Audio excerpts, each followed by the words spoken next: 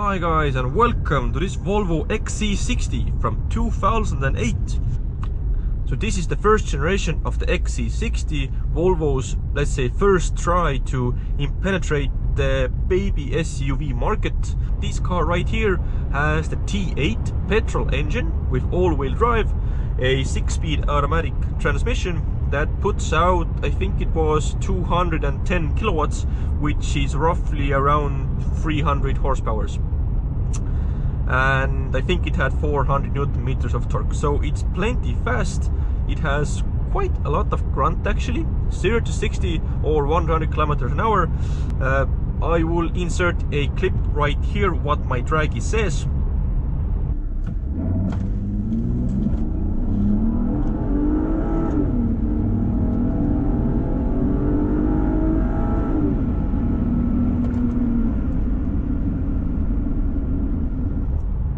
This first gen version was produced from 2008 until 2017, so a really long lifespan for this type of vehicle. But Volvo is known for this. They used, body shapes and models for a long time, even after, competitors have used, different facelifts and even new models, etc. Volvo just keeps on going, and this is not definitely a bad thing, because this car does not look bad in any way or form actually, I think, and it keeps it somewhat modern in the traffic. These, first generation 2008, 2009 models, they are getting really cheap, and right around €7,000 mark you can get a very decent car. Just like this one, this has a really powerful engine. It was one of the first engines Volvo offered in this car. They also gave it the D4 diesel, the D5 diesel, and I think there wasn't anything else right away offered. Then there was the naturally aspirated 3.2 liter V6. This is the turbocharged version. And then after that came a lot of different variations of diesels and petrols, and they didn't make a hybrid version of this car, but yeah, you can basically choose whatever you want, because there is something for every taste. During the lifespan of this generation, Volvo gave this car 2 facelifts so that it would be refreshed. Actually, the first one wasn't sort of a facelift, but I think it was 2011 model year. It gave the XC60 a new digital, infotainment system, navigation system, etc. This was a very welcomed update to the car, because let's be honest, this thing here does not work, and I will speak about this problematic area later on, but stay with me. And now the second generation facelift was a bigger one, outside details, headlights, taillights, stuff like that, and again on the interior it gave a refresh, so nicer screens, etc. all around. Now, as I already mentioned, the tech side of this car, I will start with this. So basically there are 2 screens, upper one and the lower one. The lower one is only a navigation screen, and you can do nothing else with it. It's just idiotic, to say the least. The smaller version up there, it shows you your menu, your radio, your audio information, etc. So why didn't they just merge these 2 screens? I'm not sure, but the fact is that this map, this navigation is so outdated. It doesn't even have most of the roads in 2020, but even if you want to use it, it's so laggy, it's so slow. Just what I do is just turn off the screen, go into the menu, you see it just isn't responsive. Shut down. This way it doesn't bother me at all. Another silly feature with these first generation XC60s, you have 2 language options. One is the language used in this style here, showing your range, fuel consumption, etc. And the second one is here. So right now this is in Estonian and this is in Russian. And for me, I don't speak Russian very well. Let's be honest, I don't speak Russian. And I wish it was all in English, because that's the way I prefer my cars to be set up. but this is an impossible task if you don't have a Volvo equipped computer program, whatever you want to call it. What this means, you cannot change language in the car by yourself. You have to pay a technician to do it for you. It's just so stupid. Whoever thought of an idea that let's make languages not changeable for the driver easily, this guy should be fired right away. I mean immediately. This is a very stupid option, and it's not cheap as well. It's like 100 to 200 euros depending on where you live. I even asked different third-party mechanics how much would it cost, and they said it was roughly 150 euros to change the language on both of these sides. So it's just so idiotic. The rest of the interior, it's actually quite well made. I think it's actually better quality than the brand new XC60s out there, because it's all metal, aluminium. Yeah, of course you find some plastics, but in general this is a very well put together car. Leather has held up well. This car has done 240,000 kilometers roughly, give or take, but yeah, no squeaks and rattles to be, you know, really concerned about. Of course you have wear and tear along of this car, because someone clearly did not care about this car and it was a family runabout or something like that, because it has scratches all over the place. Like, look at down the door card, and later I'll show you the outside of this car, and it's all dinged and scratched, and it's also missing a front chrome lip in the trim line, and that's why I call this car toothless, because it's sort of a giant. It's a friendly giant, and well, it's without its front lip, so it's toothless. Makes sense, right? No? Okay. Anyway, since we have dealt with the interior quality, seats very good. Only option was these seats, so none of these, you know, sport seats, comfort seats, regular seats. You only get these seats if you buy a XC60, and they are not a bad buy, so to say. Of course you can have different color leathering and also cloth seats. Leather is the way to go, because it definitely, you know, makes the car a lot more upmarket. If it was my choice from new, I'd probably go with full white or something like that, because this brown and white is, you know, giving me mixed feelings. Let's just say that. But saying that, it's not ugly and it's fairly usable. Now let's try to open this car up a bit.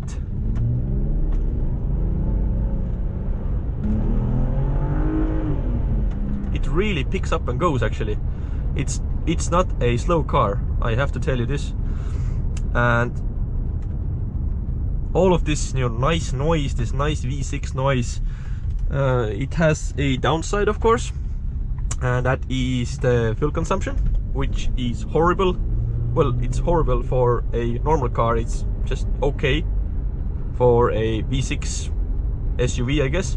In the highway, cruising at around 90 to, let's say, 100 kilometers an hour, you are probably gonna get something like 8 or 9, which isn't bad.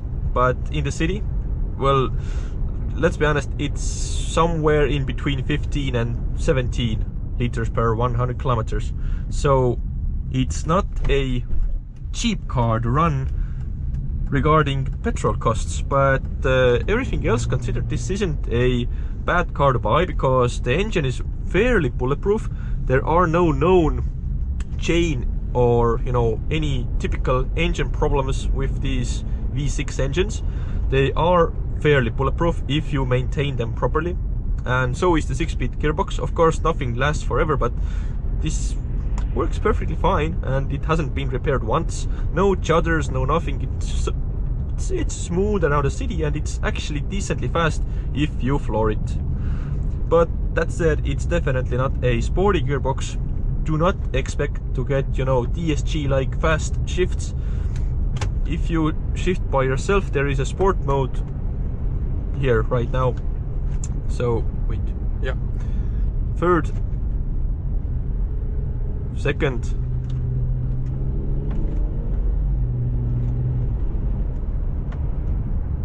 right Now I am out of the city, so I can floor it for you a bit. Third, second, let's put it into S gearbox mode.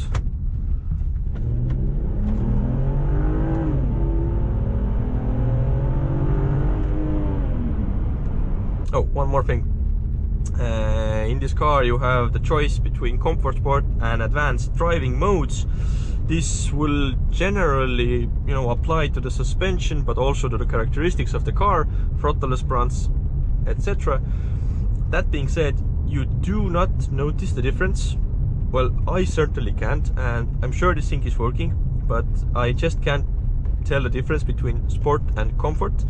Apart from the initial pickup, if you are standing at the lights and you floor it, there is a noticeable difference in sport mode. It's a lot sharper, but after that it's just the same. And suspension, etc., you really can't tell the difference. And the ride quality, I have to say, it's actually quite relaxing. This car has winter tires, not studded, but winter tires, because it is autumn time here, and snow will come eventually, so that's why this car is running our sort of all season winter tires. What this means is also that the ride is very quiet. You get very minimal road noise. On the highway, this is a very nice car to cruise with. 90 kilometers an hour, you can whisper, it's just that quiet. And that's also why I like this petrol engine, because the diesel versions, the D5 and the D4, they are just so rattly. And in this petrol engine, you are smooth as butter. So now that we are stationary, I will quickly talk about the options in this car. So first of all, you have the high performance sound, which is actually quite decent, but then again, compared to Harman Kardon's, Bose, etc., they are not that good. And Volvos of the new, with the Bowers and Wilkins stereo, well, that's just on a different level altogether. You could option keyless entry and start. This car does not have that, so you have to push the key in here. You of course have heated seats right here, climate control, stereo, etc. You have adaptive headlights, which turn when you turn the steering wheel. Let's quickly take a look at the outside. This car is dirty, but it is so dinged and scratched, it doesn't really matter.